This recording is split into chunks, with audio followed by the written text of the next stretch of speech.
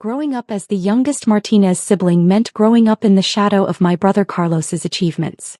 While he collected trophies for baseball and later landed a prestigious sales job at a Fortune 500 company, I spent my childhood dismantling old electronics in the garage and asking questions that apparently annoyed everyone around me. Why does Miguel always have to take things apart? Mom would sigh when she found me with a screwdriver and another broken appliance. Carlos never caused this much trouble. By high school the pattern was set. Carlos was the golden child who brought home report cards full of A's in business classes and letters of acceptance from top universities. I was the weird kid who spent lunch period in the chemistry lab and weekends building circuit boards that nobody understood. When Carlos graduated valedictorian and headed to Northwestern on a full scholarship, the family celebrated for weeks. When I graduated 2 years later with the highest GPA in the school's history and a full ride to MIT, the dinner conversation lasted exactly 5 minutes before shifting back to Carlos's latest promotion. Chemistry, engineering, whatever Miguel does, Dad would tell his friends. Carlos is the one with real business sense. That's what matters in the real world.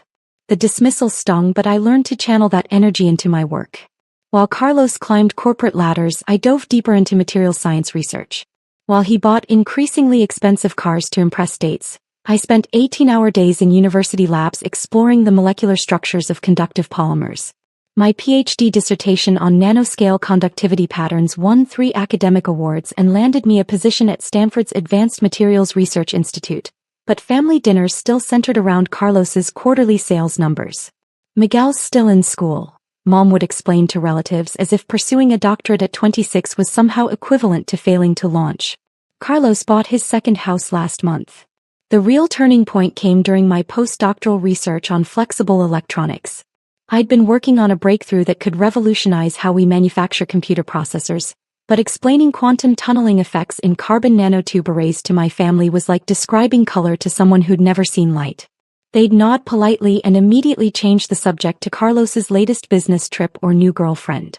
For 3 years I worked in relative obscurity, publishing papers that earned recognition from colleagues around the world while remaining invisible to the people who mattered most to me. My research team grew from 2 graduate students to 15 full-time researchers. Major tech companies started sending representatives to our lab presentations. Patent applications piled up on my desk like autumn leaves, but at family gatherings I was still just Miguel who played with computers. The breakthrough happened on a Tuesday in November. After months of failed experiments, we finally achieved stable room temperature superconductivity in a flexible substrate that could be manufactured at scale. The implications were staggering. Phones that never needed charging, computers that operated at impossible speeds, electric vehicles that could run for months on a single charge. I stared at the test results for 20 minutes before allowing myself to believe what the data was telling me. "Dr. Martinez," my research assistant Sarah whispered, "do you realize what this means?" I realized exactly what it meant. This wasn't just an academic publication or another line on my CV. This was the kind of discovery that would reshape entire industries. But I also knew that sharing this news with my family would result in the same polite disinterest they'd shown for everything else I'd ever accomplished. So I kept quiet and focused on the patent application process. My lawyer, Dr. Rebecca Chen, had been handling intellectual property cases for major universities for 15 years, and even she seemed stunned by the commercial potential of what we'd discovered. "Miguel, I need you to understand something," she said during our first meeting about the patent application. "This isn't just another research breakthrough. If the preliminary market analysis is accurate, we're looking at technology that could be worth billions." "Billions with a B?" I asked, still not quite believing it myself. "Multiple billions. Every major tech company in the world is going to want licensing rights to this. Apple, Google, Samsung, Tesla, they'll be fighting each other for access." The patent application process took 14 months. 14 months of technical reviews, peer evaluations, and legal documentation while I continued my regular research schedule and attended family gatherings where Carlos regaled everyone with stories about his promotion to regional sales director. "Miguel's still doing his little experiments," he'd say with the condescending smile I'd grown to hate. "Maybe someday he'll invent something useful." "Leave your brother alone," Mom would interject, but not in the way that actually defended me. More in the way you tell someone to stop teasing a child. "He's happy with his science projects." The worst was Christmas Eve, exactly 2 weeks before I received word that the patent had been approved. Carlos had just announced his engagement to his girlfriend of 8 months, and the entire extended family had gathered to celebrate at my parents' house. Uncle Roberto flew in from Phoenix, Aunt Carmen drove down from Sacramento, and all the cousins brought their spouses and children for the biggest Martinez family gathering in 5 years. Carlos held court in the living room, showing off the engagement ring and sharing stories about his proposal at a 5-star restaurant in Napa Valley. The conversation naturally shifted to his career prospects, his plans to buy a bigger house, and his trajectory toward becoming the youngest vice president in his company's history. "What about you, Miguel?" Aunt Carmen asked during a brief lull in the Carlos appreciation session. "Still working at the university?" "Still researching advanced materials," I confirmed, knowing that the technical details would glaze over their eyes within seconds. "That's nice, honey," she said in the tone people use when they're already planning to change the subject. "Any chance you'll get a real job soon?" The question hung in the air like smoke from Uncle Roberto's cigar. A real job? As if 3 years of postdoctoral research at one of the world's premier engineering institutions was somehow equivalent to unemployment. "Miguel's happy playing scientist," Carlos interjected with a laugh that drew chuckles from around the room. "Someone has to do those experiments that never amount to anything." "Stop playing scientist," he continued, gesturing with his wine glass toward the assembled family. "Your experiments are embarrassing the family.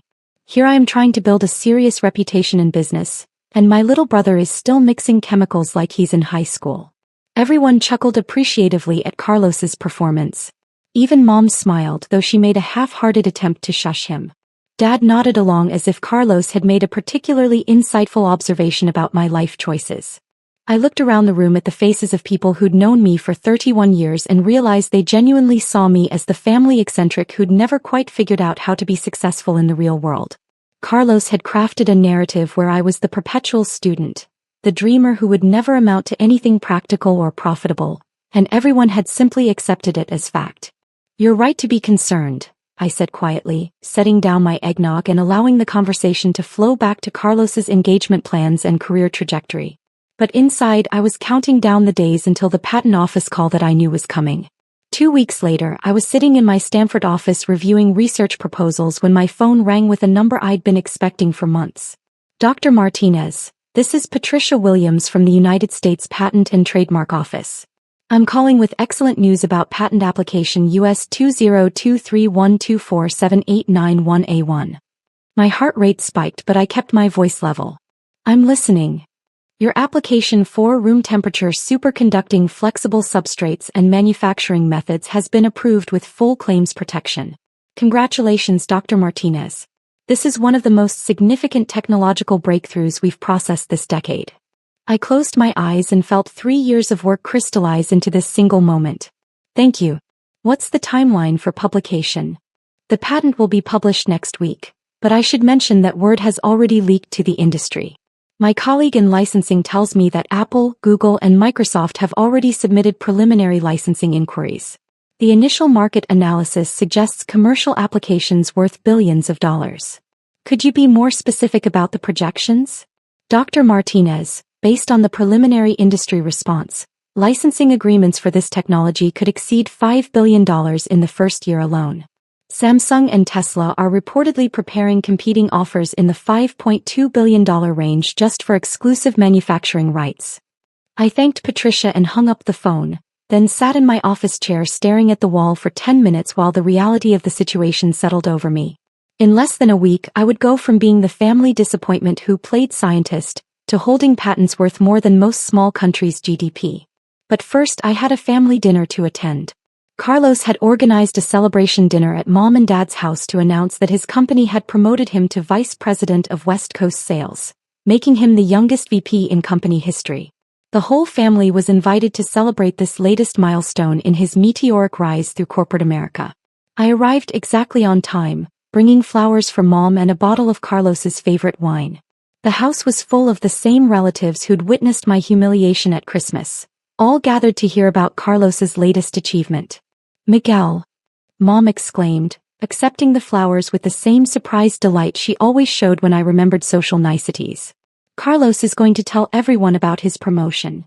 "Looking forward to it," I said, taking my usual seat at the far end of the dining room table while Carlos positioned himself at the head like a CEO addressing his board of directors. For 20 minutes, Carlos held court describing his new responsibilities, his salary increase, his corner office with a view of downtown San Francisco, and his plans to expand the West Coast sales territory. Everyone listened with rapt attention, asking follow-up questions and offering congratulations that felt genuinely enthusiastic.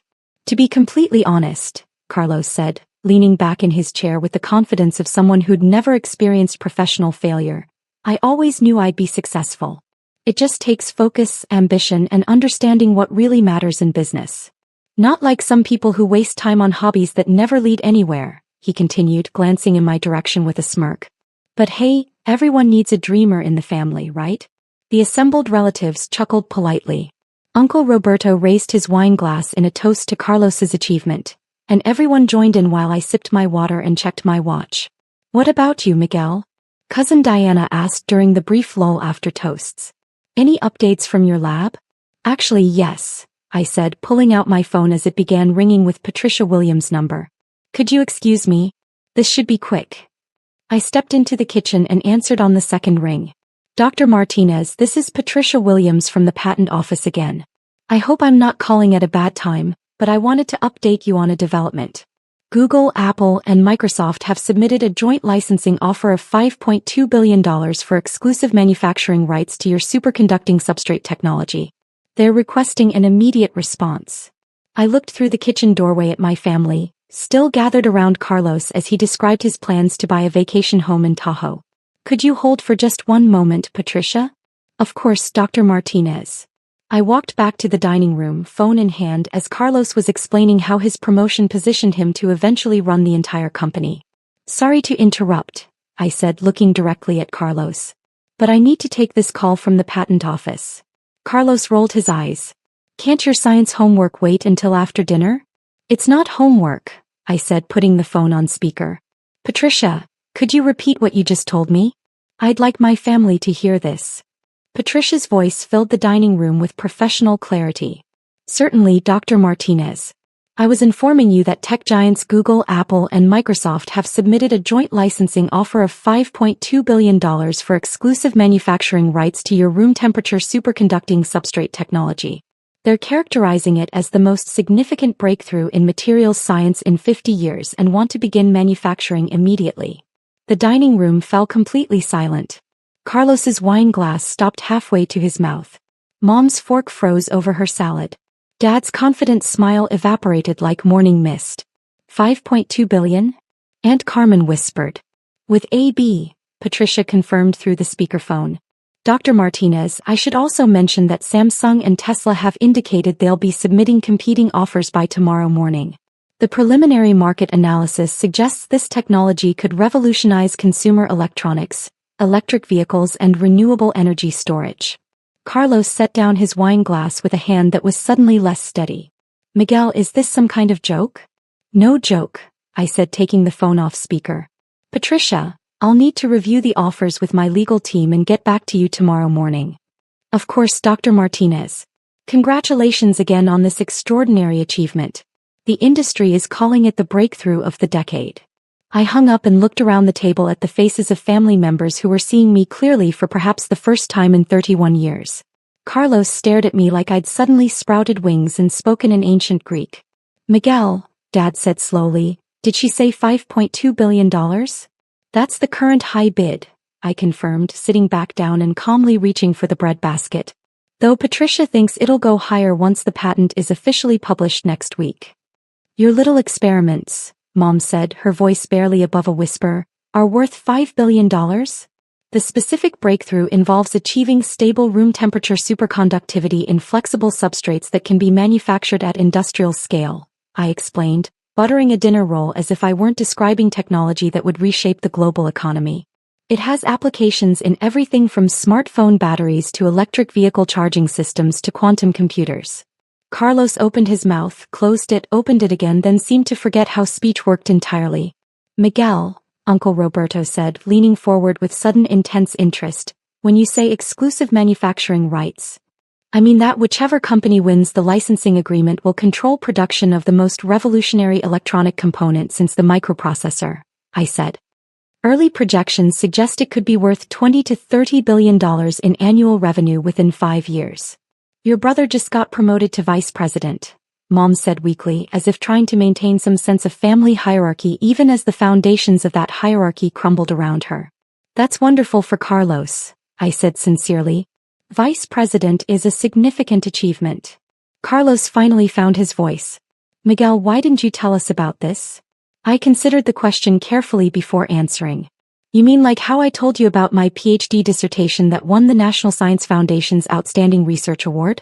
Or how I mentioned that my postdoctoral work was featured on the cover of Nature Materials? Or how I explained that Stanford recruited me specifically because of my breakthrough research in conductive polymers? The silence that followed was broken only by the ticking of Mom's antique clock in the hallway. We thought, Carlos said slowly, that you were just playing around with science projects. I was playing around with science projects, I agreed. Science projects that are apparently worth more than most Fortune 500 companies. My phone rang again. This time it was Dr. Chen, my patent attorney. Miguel, I hope you're sitting down. Samsung just called with a $6.8 billion offer. They want to begin negotiations immediately, and they're talking about additional research funding that could reach into the tens of billions. I looked at Carlos, who had spent the last hour explaining how his promotion to vice president represented the pinnacle of business success. Rebecca, could you send me the preliminary terms by email? I'm at a family dinner celebrating my brother's promotion. Of course. Miguel, I've been handling intellectual property cases for 20 years and I've never seen anything like this. You've essentially created a new category of materials science. This is going to change everything. After hanging up, I noticed that everyone at the table was staring at me with expressions ranging from shock to something that looked suspiciously like fear. Samsung offered $6.8 billion, I announced casually. Plus additional research funding. Dad cleared his throat. Miguel, I think we owe you an apology. For what? I asked, genuinely curious. For not understanding how important your work was, Mom said, reaching across the table to touch my hand. We thought you were just experimenting. I was experimenting. That's how breakthroughs happen. You experiment until you discover something that changes the world. Carlos had been unusually quiet, staring at his plate like it held the secrets of the universe. Finally, he looked up at me with an expression I'd never seen on his face before. Genuine respect mixed with something that might have been humility. Miguel, I owe you a massive apology. I've been treating you like you were wasting your time. I had no idea you were working on anything this significant. It's okay, I said and meant it. Most people don't understand materials science research. It's not exactly cocktail party conversation. But we're not most people, Dad said firmly. We're your family. We should have paid attention. We should have asked better questions. You should have trusted that I knew what I was doing, I corrected gently. But I understand why you didn't. What I do is pretty abstract until it results in something like this. My phone buzzed with a text from Dr. Chen. Tesla just called. $8.2 billion. They want to meet tomorrow morning. I showed the text to Carlos, who read it twice before handing my phone back with shaking hands. $8 billion, he repeated slowly. For one patent, I confirmed. Though it's based on 3 years of research and about 20 subsidiary discoveries that will probably generate additional patents over the next few years. The family dinner that was supposed to celebrate Carlos's promotion had transformed into something entirely different. Instead of toasting his vice presidency, everyone was asking me questions about superconductors, patent law, and what I planned to do with more money than any of them had ever imagined. Are you going to sell to Tesla? Cousin Diana asked. I haven't decided yet, I said honestly. There are benefits to working with different companies. Tesla could accelerate electric vehicle adoption globally. Apple could revolutionize personal electronics. Google could use it for quantum computing research.